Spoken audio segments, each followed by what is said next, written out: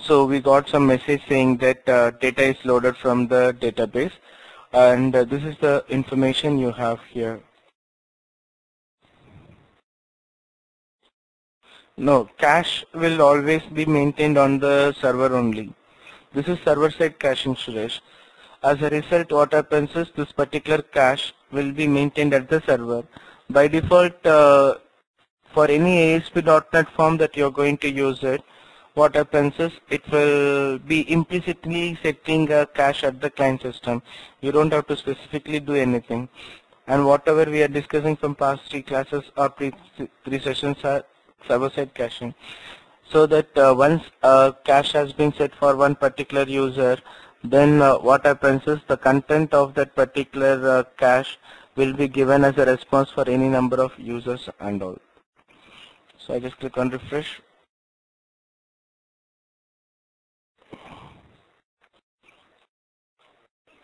Okay, and once I just click on refresh, you can see that it goes to the else part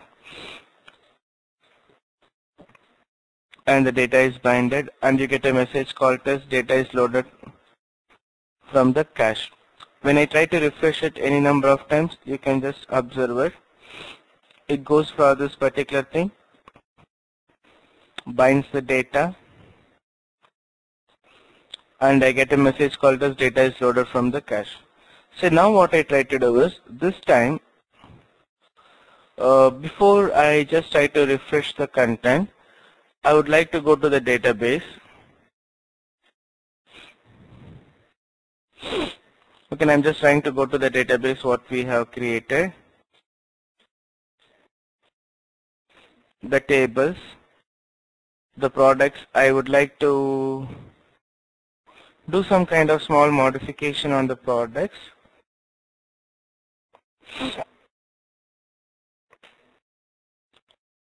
Okay, I typed in something like ACM. It was a small mistake, so I say CAM. Okay, now I try to execute this thing.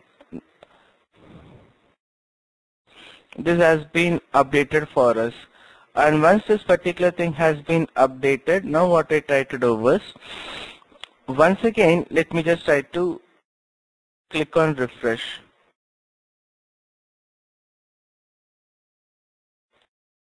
Once I click on refresh, you can just observe it. You got this particular information. So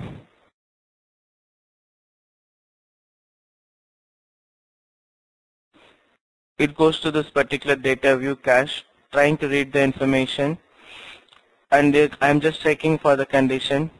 Once the condition is checked, now you can just observe it. The condition is satisfied, means the data view has become a null value, and hence what is happening is, once again it is trying to fetch the data from the database. Everything is been doing done.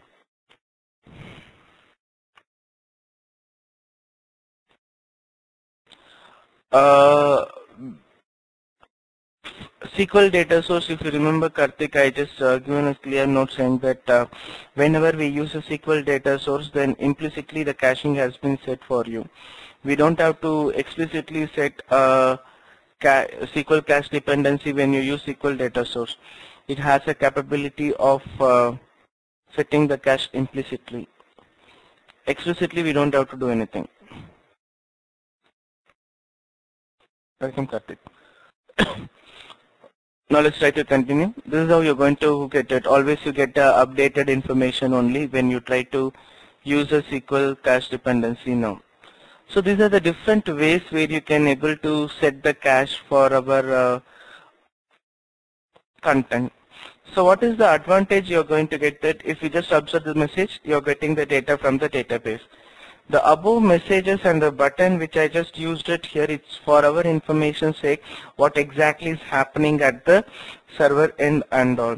Whether I'm getting the data from the database or it's been performing from the cache itself. So one of the main advantages of caching, as I said, is performance. Only once it will be processed, for the remaining time onwards, it will try to give the content to the client end. In this way, this is going to work. So if you have any kind of Queries, you can just clarify your queries now on.